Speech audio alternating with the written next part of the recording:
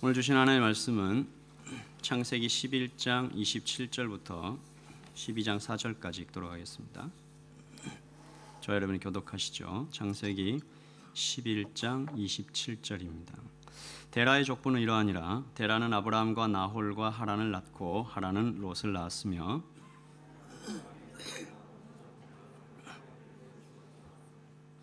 아브라함과 나홀이 장가들었으니 아브라함의 아내의 이름은 사레며 나홀의 아내의 이름은 밀가니 하란의 딸이요 하란은 밀가의 아버지이며 또 이스가의 아버지더라. 데라가 그 아들 아브라함과 하란의 아들인 그의 손자 롯과 그의 며느리 아브라함의 아내 사레를 데리고 갈대아인의 우르를 떠나 가나안 땅으로 가고자 하더니 하란에 이르러 거기 거류하였으며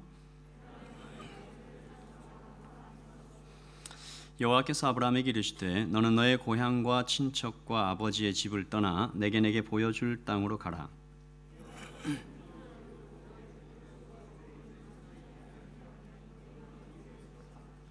너를 축복하는 자에게는 내가 복을 내리고 너를 저주하는 자에게는 내가 저주하리니 땅의 모든 족속이 너로 말미암아 복을 얻을 것이라 하신지라.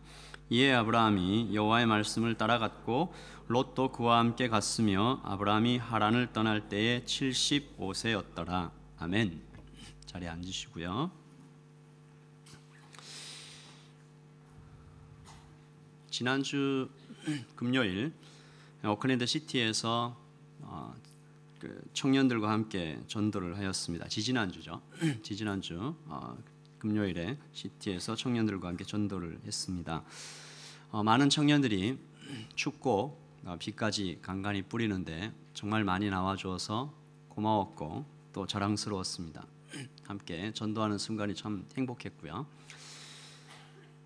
한 청년이 저에게 K로드에 가서 찬양하자고 그래서 멋 모르고 따라 나섰습니다. IMAX에서 K로드까지 가는 길은 정말 멀었습니다. 그래서 나중에 브리토마토에서 K로드까지 가는 뛰어가기 제자훈련 코스로 개발해도 괜찮겠다 그런 생각이 났습니다. 이 오르막이라 아주 좋을 것 같아요. 체력 단련에. 그래서 그 청년에게 가다가 한 몇 번 물었던 것 같아요. 꼭 거기까지 가야 되냐? 중간에서 하면 안 되겠냐? 몇 번이고 물었지만 반드시 거기 가서 해야 된다고 해서 어쩔 수 없이 따라갔습니다. 마치고 나서 제 스마트폰이 짝짝짝 오늘 운동량을 달성하셨습니다 알려주셔서 오늘 참 많이 걸었구나 생각을 하게 되었습니다.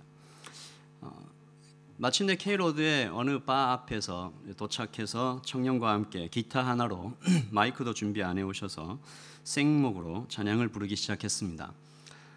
정말 은혜롭고 좋은 시간이었습니다 라고 말하고 싶지만 쉽지 않은 시간이었습니다. 목도 아팠고 지나가는 사람들이 계속 쳐다보면서 눈빛으로 뭐라고 저에게 계속 말하는 것 같았습니다.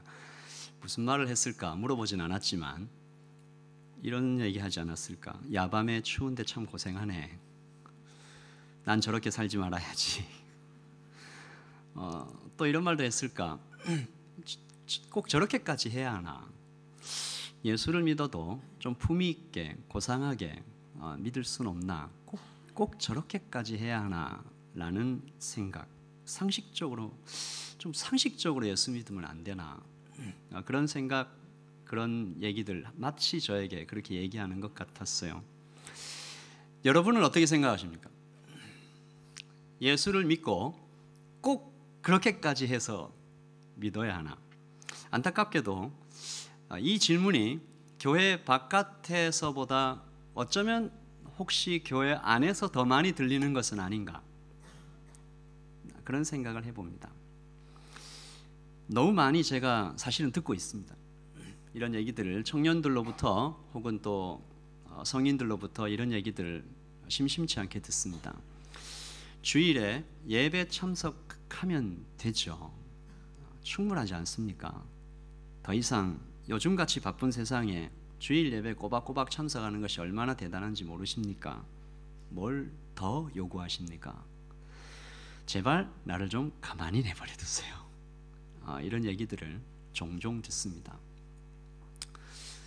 말씀을 통해서 계속 살펴보겠지만 저와 여러분이 정말 짚고 넘어가야 하는 하나의 사실은요, 새가족, 성도, 제자, 전도자, 선교사, 순교자, 다 같은 말입니다.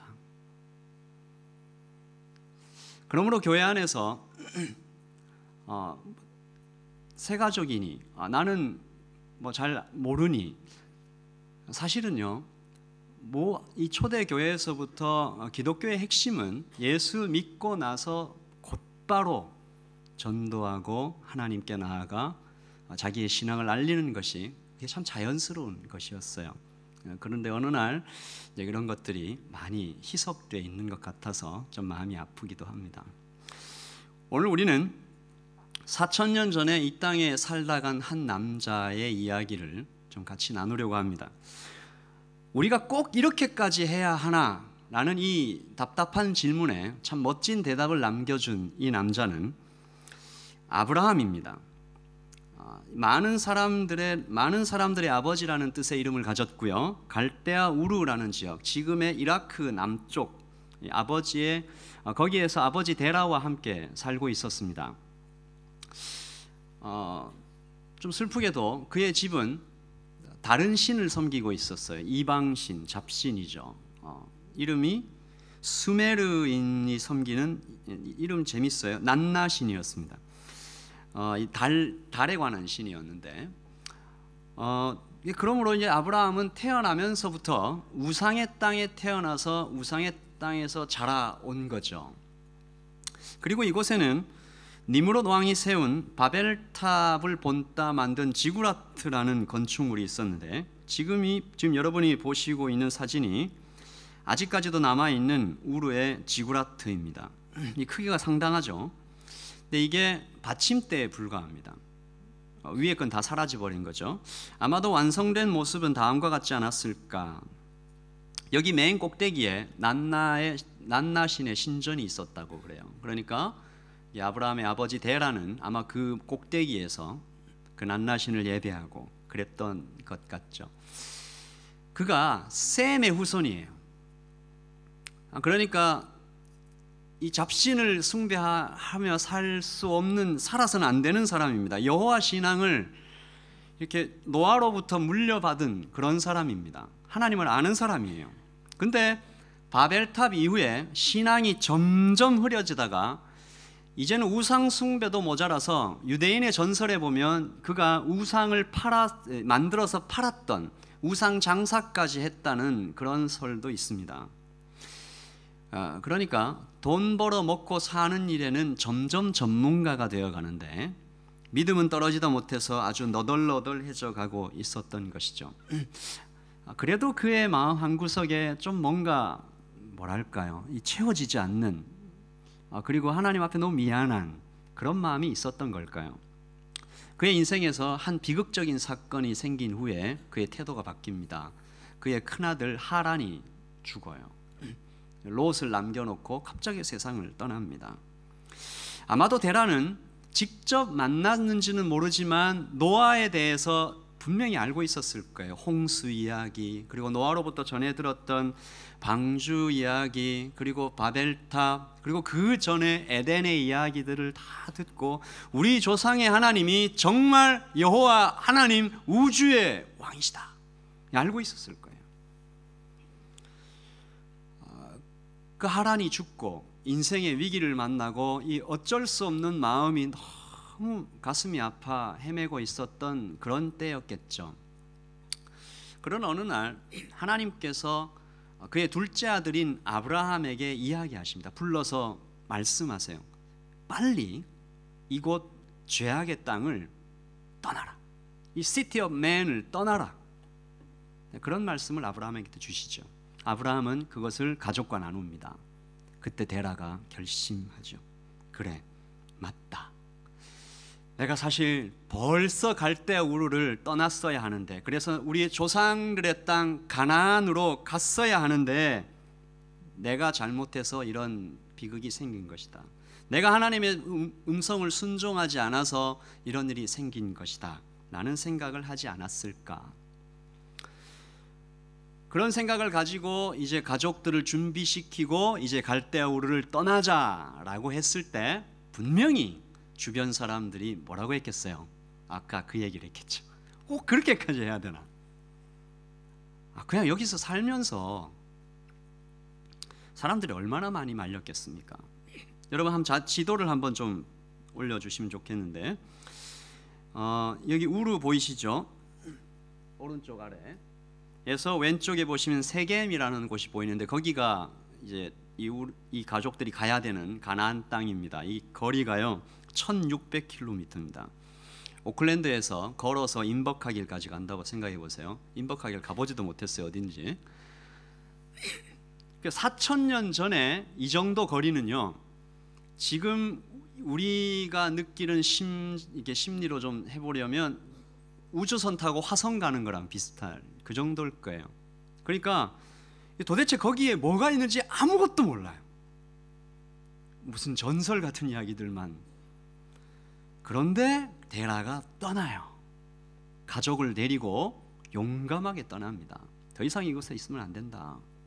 여기 있으면 우리의 신앙, 우리의 가족의 미래가 안 된다. 이 믿음의 행동이죠. 잘했습니다. 우리 데라가 드디어 변했어요. 뭐 이렇게 그 프로그램을 만들어도 좋겠다. 그런데 가다가요 한 중간쯤 갔어요. 한 900km 정도, 정확하게 한 960km 그 정도 간 건 또 어마어마하게 멀리 간 거죠. 근데 갑자기 중간에서 멈춥니다. 거기가 하란이라는 오아시스예요. 가나안 가는 길에 중간쯤 되는 곳. 여러분 지도를 다시 한번 보실까요? 보이시죠? 하란. 내 얼굴밖에 안 보이네. 하란이 저 손가락이 있는 이쯤에 저기 있습니다. 저기 가서 딱 멈춰요. 하란은 어떤 도시냐? 당시 최고의 교통 중심지, 경제적으로 풍요로운 도시. 근데 우르와 비슷한 게 하나 있습니다. 달신을 경배하는 도시예요. 거기도 달신 예배하는 것으로 유명한 것입니다. 아마도 데라는 너무 지쳐버린 것 같아요. 960km를 이동했습니다. 광야, 사막길, 너무 힘들고 지치고 그러다가 하란을 만난 겁니다. 마치 사막 한가운데에서 라스베가스를 만난 것처럼 하란은 아주 매력적인 도시였습니다. 그는 하란의 편안한 문화와 달의 신을 섬기는 하란의 종교에 다시 빠져들었어요. 거기서 움직이질 않아요. 20년, 학자들이 얘기합니다. 약 한 20년 정도는 거기 머물러 있었을 것이다. 이때 창세기는 아브라함의 형편을 참 쓸쓸하게 기록해 놓고 있습니다. 데라가 그 아들 아브라함과 하란의 아들인 그의 손자 롯과 그의 며느리 아브라함의 아내 사레를 데리고 같이 읽어보죠. 갈대아인의 우르를 떠나 가나안 땅으로 가고자 하더니 하란에 이르러 거기 거류하였으며. 왜 가다가 멈추냐 라는 그 심정이 있죠. 또 하나 11장 30절입니다. 같이 읽어볼까요? 시작. 사레는 임신하지 못함으로 자식이 없었더라. 하란에 머물렀다라는 말과 사라가 임신하지 못했다는 말을 함께 쓰고 있습니다.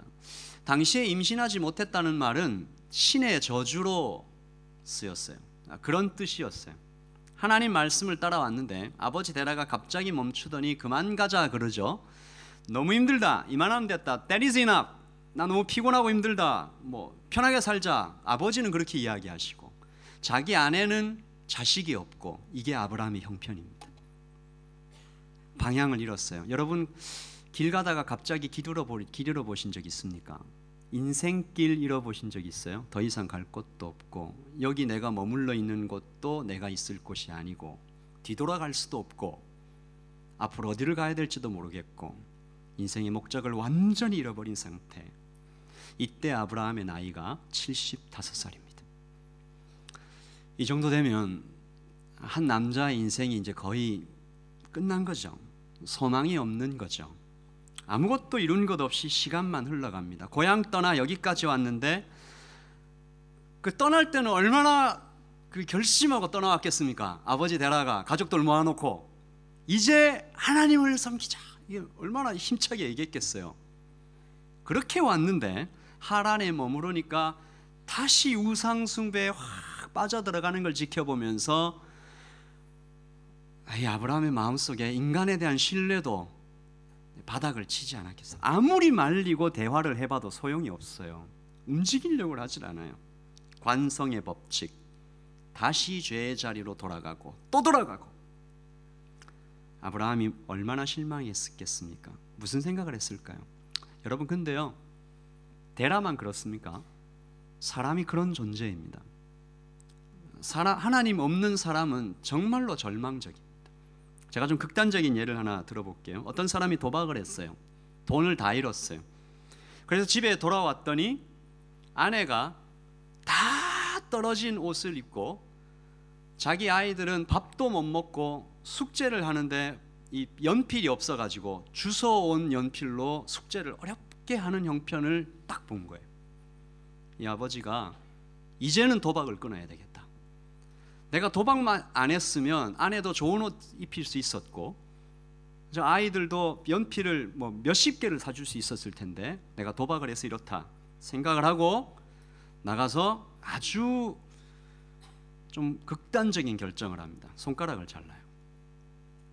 다시는 도박을 하지 않겠다. 여러분, 이 사람이 도박을 끊었겠습니까? 발가락에 카드를 끼워서 다시 도박을 시작했다고 합니다.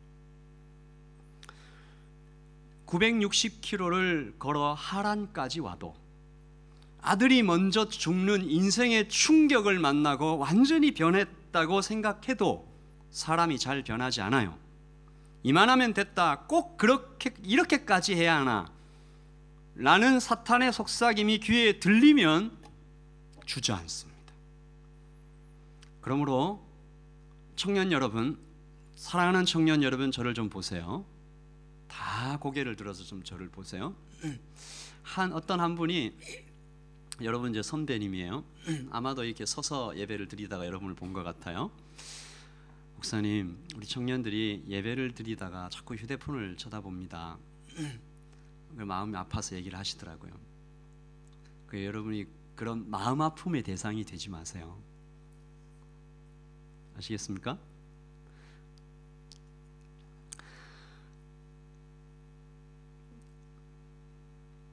사람을 믿으면 안 됩니다. 사람은 사랑해야 할 대상입니다. 사람은 죄에 빠져 있어요. 나 자신도 믿을 수가 없어요. 이것만 보고 공부해야지. 그래, 요거까지만 먹고 다이어트 하는 거야.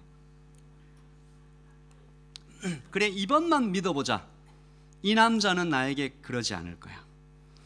이 여자는 그렇지 않을 거야. 만물보다 거짓되고 아주 썩은 것이 사람의 마음이라고 예레미야 선지자는 말했습니다. 이때 쓰여진 영어 단어가 beyond cure예요. 도대체 치료할 방법이 없다. 그래서 이 마음을 다시 창조하는 것 외에는 도대체 방법이 없어서 성령께서 우리 마음에 들어오셔서 수합하신 거예요. 성령께서 내 마음에 들어오셨어요. 어쨌든 하란에서 이 아브라함이 20년 가까이 머물러 있으면서 이 사탄의 속삭임이 아브라함을 거의 집어삼킬 뻔했을 때 또 한 명이 죽습니다. 우르에서 그의 형 하란이 죽은 것처럼 그의 아버지 데라가 죽죠. 그때 하나님께서 아브라함을 다시 부르십니다. 그 부르심은 굉장히 독특한 형태의 계약이었는데요. 12장 1절과 2절 같이 읽겠습니다. 시작. 여호와께서 아브라함에게 이르시되 너는 너의 고향과 친척과 아버지의 집을 떠나 내가 보여줄 땅으로 가라. 내가 너로 큰 민족을 이루고 내게 복을 주어 내 이름을 창대하게 하리니 너는 복이 될지라. 아버지 데라는 이미 돌아가셨지만 아직도 하란에는 이 아브라함의 친척들이 꽤 있습니다. 그런데 떠나래요. 다 남겨두고. 우르만큼은 아니지만 하란도 이제 익숙해져서 살만합니다. 여러분, 한국 떠나서 뉴질랜드 건너와서 한 10년, 15년, 20년 지나면 익숙하죠. 살만합니다. 제가 최근에 작년인가요? 한국에 갔었는데 그 전에 갈 때는 그런 생각을 못했어요. 이번에 가니까 한국이 불편하더라고요. 뉴질랜드 빨리 돌아가고 싶다. 여기가 이제 고향처럼 된 거예요. 아마 아브라함도 그랬을 거예요. 근데 떠나래요. 그 익숙해져 있는 하란을 떠나래요. 하란에서 비즈니스 일으켜 놓지 않았겠어요? 친구 관계 쫙 있겠죠. 다 떠나래요. 미련 없이 남기고 떠나래요. 추억은 얼마나 많았겠어요. 다 떠나랍니다. 지금은 오클랜드 떠나서 런던 가고 뭐 한국 서울 가도 거기 가도 수도도 있고 컴퓨터도 있지만 이때는 하란을 떠나면 다 광야예요. 사막이에요. 근데 떠나래요. 얼마나 불편하겠습니까? 근데 아브라함이 떠나요. 정말 무엇보다 이해할 수 없는 것은 어디로 갈지 정확하게 알려주시지도 않고 I will show you. 일단 떠나라. 그런데 떠나요.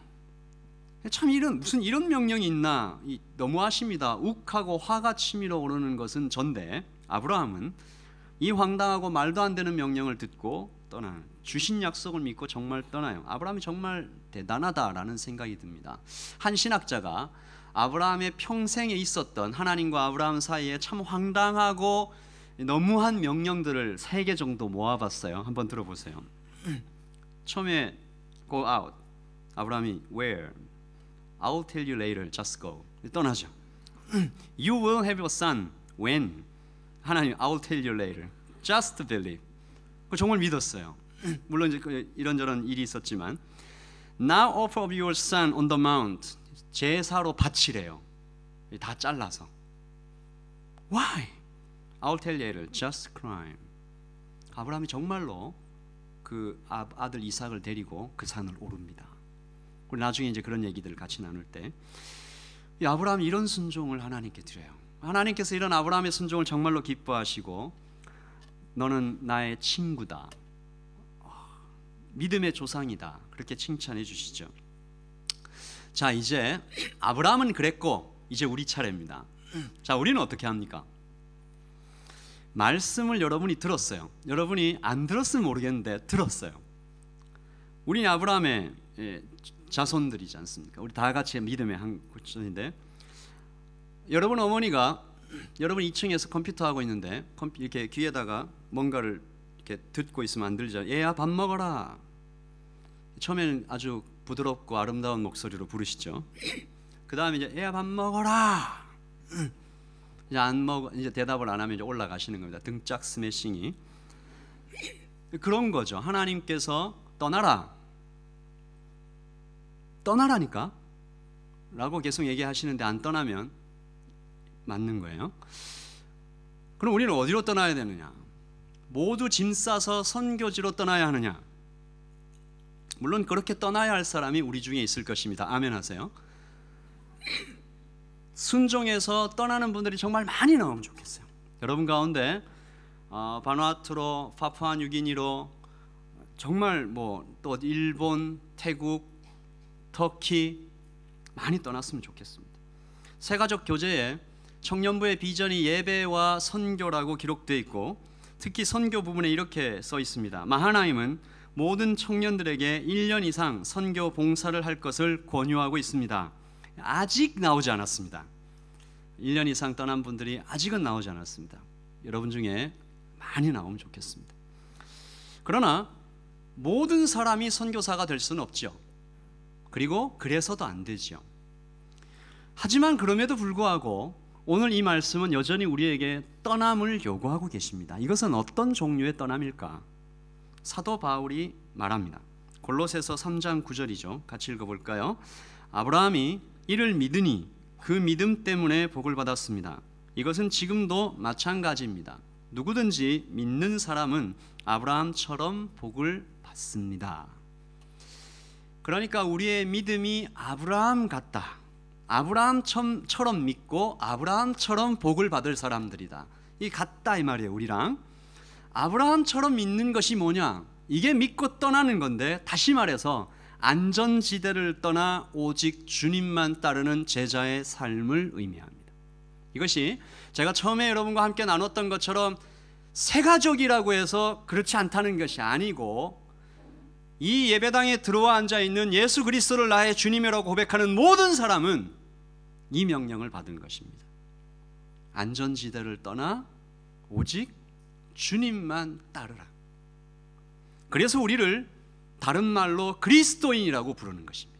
그리스도만 따르는 사람, 디아스포라, 흩어진 사람들, 우리는 언제나 안전지대를 떠나 오직 그리스도만 따르기로 그렇게 서약한 사람들. 오늘 저는 아브라함에게 주신 명령들을 이 현대로 좀 가져와서 우리가 순종해야 할 떠남은 과연 무엇일까? 한 3가지 정도로 좀 살펴보기를 원하는데, 첫 번째입니다. 따르라. 같이 읽어보십시다. 비록 사랑하는 사람들을 떠나게 되더라도.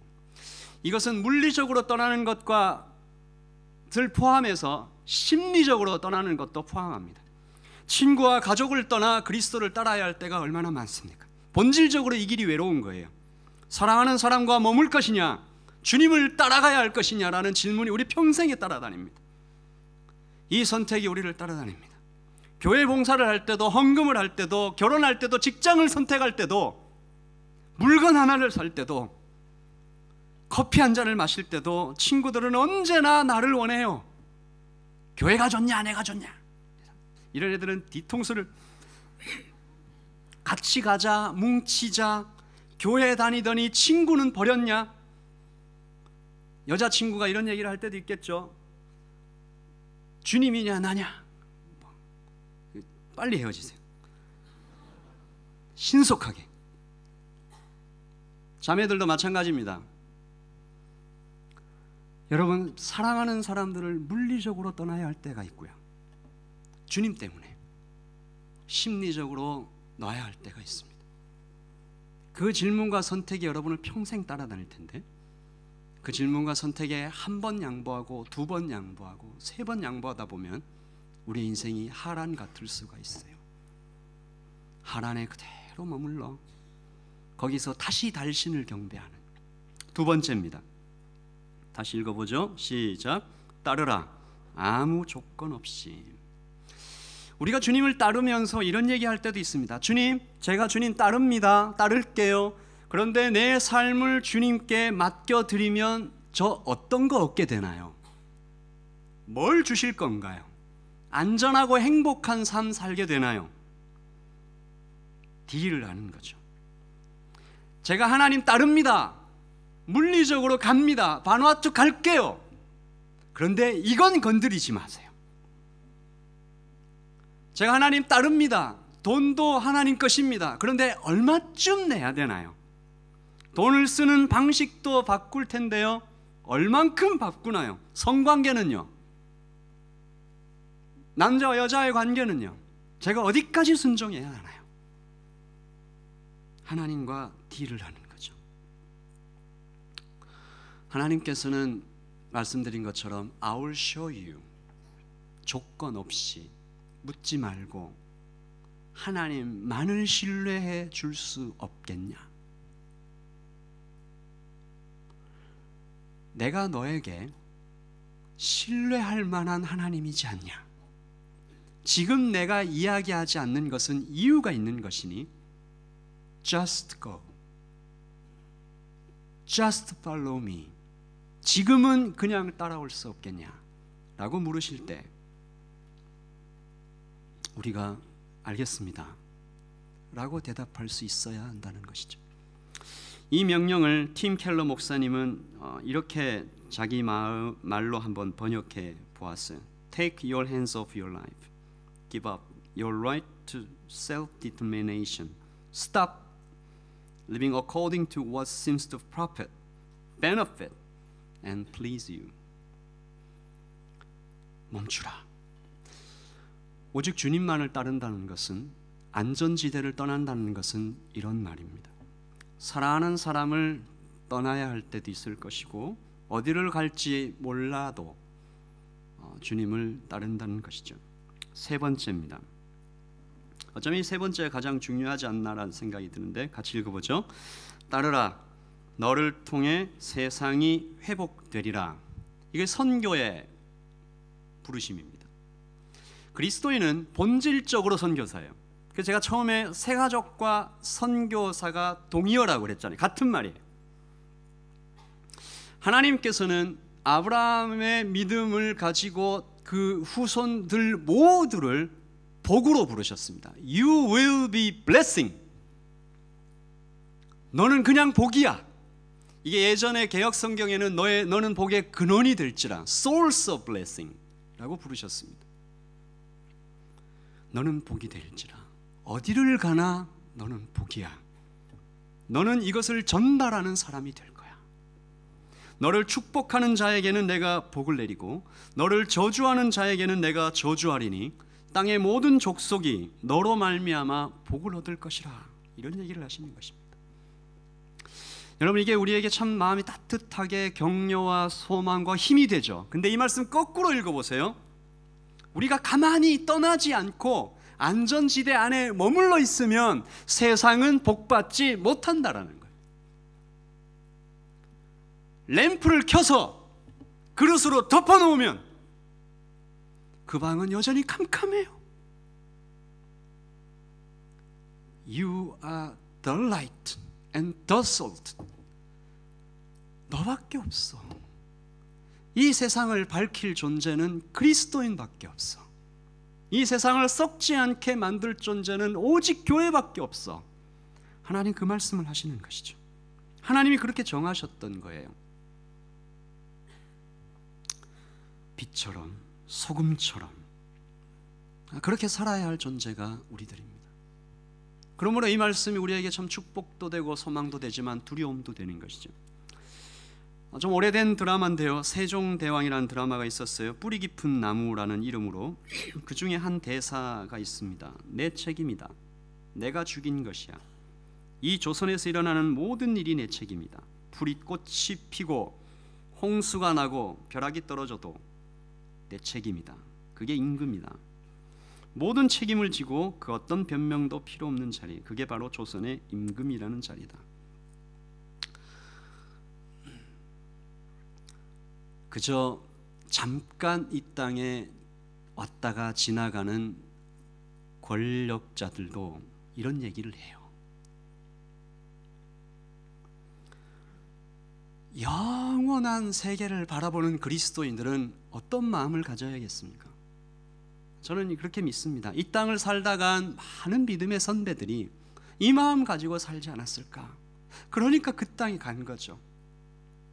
그러니까 손양훈 목사님이 나병 환자가 꽉 차 있는 그곳에 간 거죠. 데미안 신부가 그 섬으로 들어간 거죠. 북한 사람들이 어렵게 북한을 탈출했다가도 예수님 믿고 다시 등 돌려서 그 땅으로 가는 거죠. 우리가 어떻게 하나님 심정 속에 있는 아픔을 감히 이해하겠습니까마는 믿음의 사람은 그렇게 하나님의 마음을 따라 울었던 것이죠. 에덴에서부터 그 눈물이 흘렀고 용서가 흘러서 하나님께서 아담을 찾아오시지 않았다면, 가인을 찾아오시지 않았다면, 노아를 살려주시지 않았다면 이 세상은 없는 것인데, 예수님의 인카네이션, 하나님께서 인간의 몸으로 하늘나라라는 안전지대를 떠나서 우리 곁에 오시지 않았다면 이 세상에 복은 없는 거죠. You will be blessing. 하나님께서 우리에게 그렇게 얘기하시는 거잖아요. 예수님께서 마지막 만찬을 하시면서 사람들에게 발을 씻기시면서 너도 이렇게 해야 되는 거야. 그래야 세상이 복을 받아. 아브라함이 하란을 떠나지 않았다면 친척과 돈과 모든 것을, 익숙했던 모든 것을 버리고 오직 하나님만 바라보고 그 길 떠나지 않았다면 이 자리에 복음은 없는 것입니다. 복음은 흘러가지 못했어요.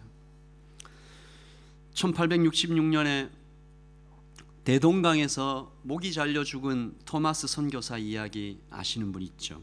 그의 인생이 정말 아브라함 같더라고요.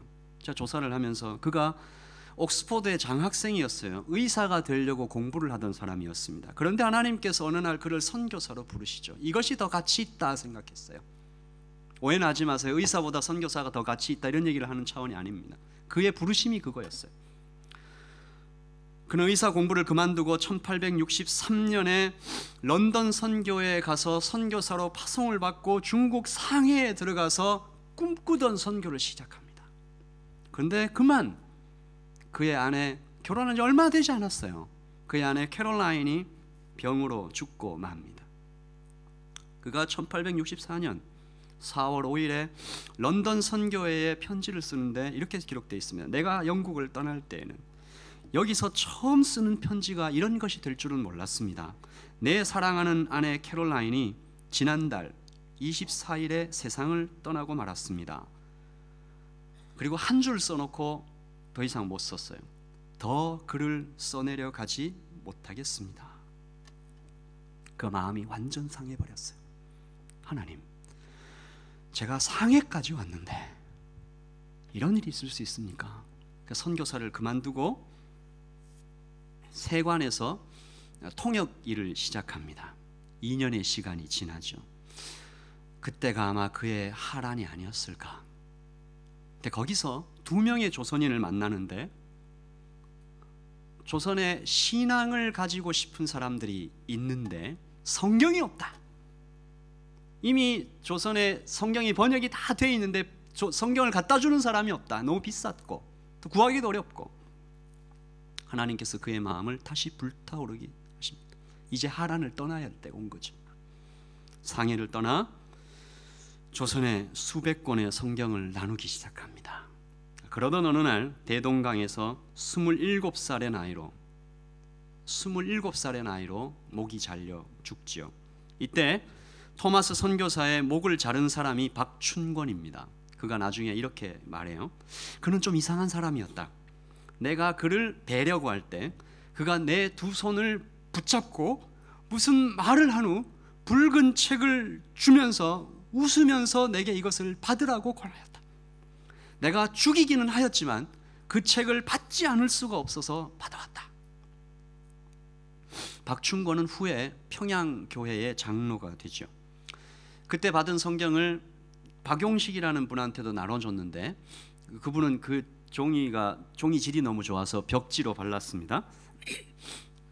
그래서 뭐 잘 때 하나님 세상을 이처럼 사랑하사 읽고 뭐 왼쪽 보면서 그렇게 하다가 이제 그 집이 나중에 널다리 교회로 변하죠. 오늘 창세기 12장은 저에게도 참 개인적으로 의미가 있는 말씀입니다. 제가 이 말씀 준비하면서 참 마음이 참 왔다 갔다 많이 했어요. 마음이 이렇게 확 올라갔다가 땅에 뚝 떨어졌다가 막 이렇게 소용돌이 치고 그랬어요. 1994년 때가 기억났어요. 지금부터 22년 전입니다. 제가 군대를 갔다 오고 대학을 졸업할 무렵 대학 4학년 때 10월의 어느 날이었습니다.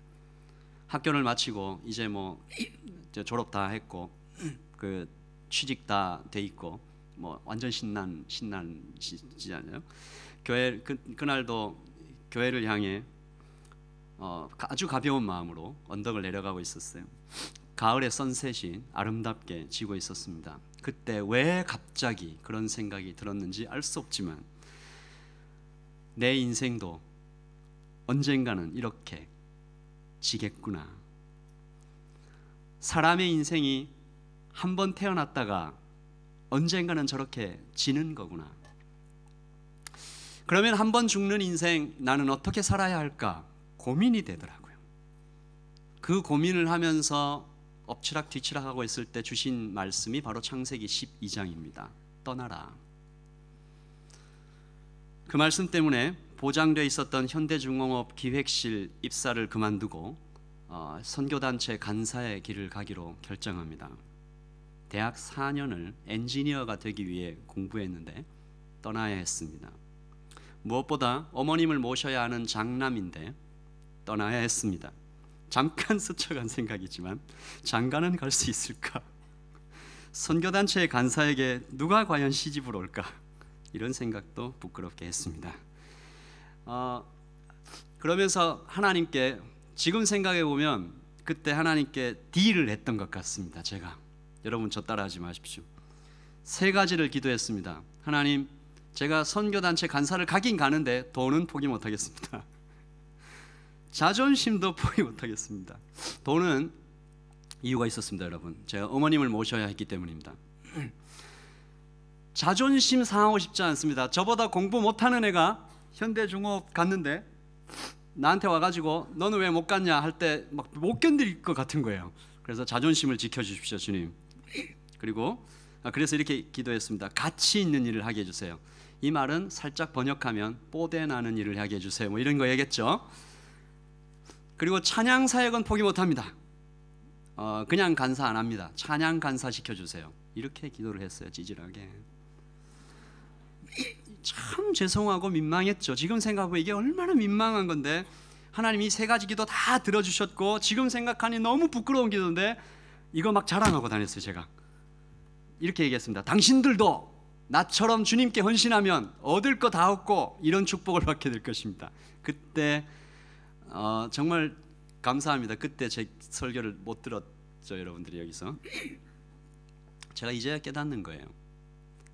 제가 그때 간사로 갔던 그 자리는 가나안이 아니었고 하란이었어요. 아무것도 포기하지 않은 거죠. 어쩌면 제가 여러분 앞에 서 있는 지금까지도, 제가 오늘까지도 하란에서 못 떠나고 있는 것 같기도 해요. 괴로워요. 아직도 포기 못한 것들이 제게 너무 많습니다. 그래서 제가 감히 여러분 앞에서 이런 설교를 해도 되나 부끄러워요.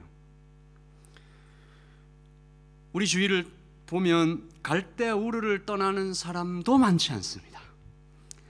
하나님을 위해서 단 한 번의 떠남도 해보지 못한 사람도 많이 있습니다. 근데 있기는 있어요. 예수님을 믿고 자신의 삶을 조금이라도 바꾼 사람 박수 받아 마땅합니다. 삶의 태도를, 세상의 즐거움을 어느 정도는 포기한 사람들 제가 박수할 수 있습니다. 너무 잘하셨어요. 얼마나 많은 것을 포기해야 됩니까? 주일 2시에 여러분 여기 예배 나오려면 최소한 1시에는 일어나야 되잖아요, 그죠? 거기다가 저녁에 제자 훈련을 받고 양육반 듣고 얼마나 힘듭니까? 제자 훈련을 마치고 목자로 헌신한 모든 분들, 사역팀, 그리고 여러분의 직장과 학교에서 죄 안 지으려고 애를 쓰는 여러분들 박수합니다. 너무 대단하십니다. 수고와 땀과 눈물이 절대 가볍지 않습니다. 할 수 있는 칭찬을 다 해드리고 싶어요. 그런데요, 그렇게 멋진 떠남을 했던 사람들이 대부분 머물러서 주저앉아 버리는 곳이 하란이에요. 그 하란에 앉아서 과거의 영광을 꺼내어 다시 씹고 또 씹어 먹으며 살고 있는 거예요. 옛날에 내가 대단했지, 칼리지 때, 대학교 때 내 마음 참 뜨거웠었지, 그때는 정말 아침에 일어나면 말씀 읽고 저녁에 자기 전에 기도하면 하나님께서 바로 옆에 계시는 것 같았는데 지금은 너무 바빠서 저 앞에 손 들고 찬양하는 저 친구 보니까 참 내 옛날 모습 보는 것 같네. 나도 그랬었는데 다 한때 그런 거지. 그러면서 하란에 머물러 있는 거예요. 지금 이 땅에 사는 대부분의 그리스도인들이 다 하란에 머물고 있지 않나 싶어요. 혹시 부동산 투자에 관심 있는 분들은 하란 땅을 많이 사놓으세요. 거기 사람이 제일 많아요. 가나안은 별로 안 갑니다. 피하십시오. 들어가는 사람이 거의 없어 보여요. 여러분에게 다시 한번 묻습니다. 여러분이 지금 머물고 있는 것은 우르입니까? 한 번도 안 떠나보셨어요? 예수님을 믿고 아무것도 포기해 본 적이 없어요? 그럼 아직 우르예요. 아니요, 저는 이것도 포기해 봤고요, 전 하나님을 위해서 그런 길을 걸었어요. 그럼 여러분들 이제 우르를 떠나신 거죠. 근데 하란에 머물고 계신 분들이 있습니까? 못 나와요. 눈이 어둡고 귀가 들리지 않아요. 얼마나 어리석어요. 하나님께서 아브라함을 2번째 부르실 때, 하란에 있는 아브라함을 부르실 때 이렇게 얘기하셨습니다. 내가 너로 큰 민족을 이루고 내게 복을 주어 내 이름을 창대케 할 것이야. 너는 복이 될지라. 안전지대를 떠나 나를 따르기만 하면 너는 바랄 수 없는 것, 상상도 하지 못했던 일을 만나게 될 거야. 너는 큰 민족이 될 거야. 너의 아내 사레가 지금 아기를 못 낳는데 네가 큰 민족이 된다는 게 무슨 뜻인지 생각해봐. 나는 반드시 너로 시작해서 민족을 이룰 거야. 그 정도가 아니야. You will be a blessing. 너는 복이 될 거야. 여러분, 우리가 다 이런 약속을 받은 사람들이에요. 이 땅에 살다간 모든 믿음의 선배들도 이 약속을 받았고 믿었고 받고 기뻐했고, 그래서 그 얘기를 너무 하고 싶어가지고 증인이 되었습니다. 이러므로 우리에게 구름같이 둘러싼 허다한 증인들이 있으니 모든 무거운 것과 얽매이기 쉬운 죄를 벗어버리고 인내로서 우리 앞에 당한 경주를 하며, 같이 읽읍시다. 믿음의 주여 또 온전하게 하시는 이인 예수를 바라보자. 구름같이 허다한 증인들이 오늘 우리에게 무엇을 말합니까? 그냥 말로 하는 게 아니고 자신의 삶 전체로, 인격 전체로, 인생 전체로 말하잖아요. 예수 믿는 것이 복되다. 이것이 우주 전체에서 가장 가치 있는 일이야. 가볍게 펜을 들고 종이에 써내려간 것이 아닙니다. 피로 썼어요. 눈물로 썼어요. 땀으로 썼어요. 인생으로 썼어요. 우르에서 떠났으면 하란에서 머물러 있지 말고 계속 전진해라. 새 가족의 딱지를 떼고 성도가 되었으면 동시에 제자인 거야. 제자는 동시에 선교사인 거야. 선교사는 동시에 순교자인 거야. 우리가 이 땅에 가치를 두지 않고 그렇게 사는 사람들이야. 가나안까지 가야 되는 거야. 1600km를 걸어서라도. 여러분에게 마지막으로 묻습니다. 여러분의 안전지대는 어디입니까? 사랑하는 사람들을 떠나지 못하고 있습니까? 하나님께 조건을 걸고 있습니까? 용기가 없나요? 자격이 없다고 생각하나요? 여러분, 아브라함의 실패를 들으면 그런 생각 안 드실걸요? 아브라함은, 제가 아브라함이 참 대단하다 말씀드렸지만 그도 어마어마한 실수를 한 사람입니다. 완전치 않아요. 주님을 따르지 못하도록 여러분을 붙잡고 있는 것은 무엇입니까? 발목을 붙잡고 마치 아버지 데라처럼 그만 가자. 우르는 떠나왔는데 아직 하란에 멈춰 있는 모든 여러분들에게 다시 한번 권합니다. 거기서 멈추지 말고 계속 전진하십시오. 오늘 여러분을 부르셔서 복이 되게 하신 하나님, You will be a blessing. 너밖에 없는 거야. 여러분을 다시 복되게 하시고 세상의 복으로 일하게 하시기는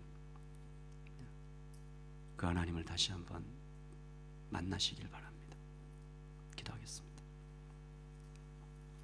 하나님,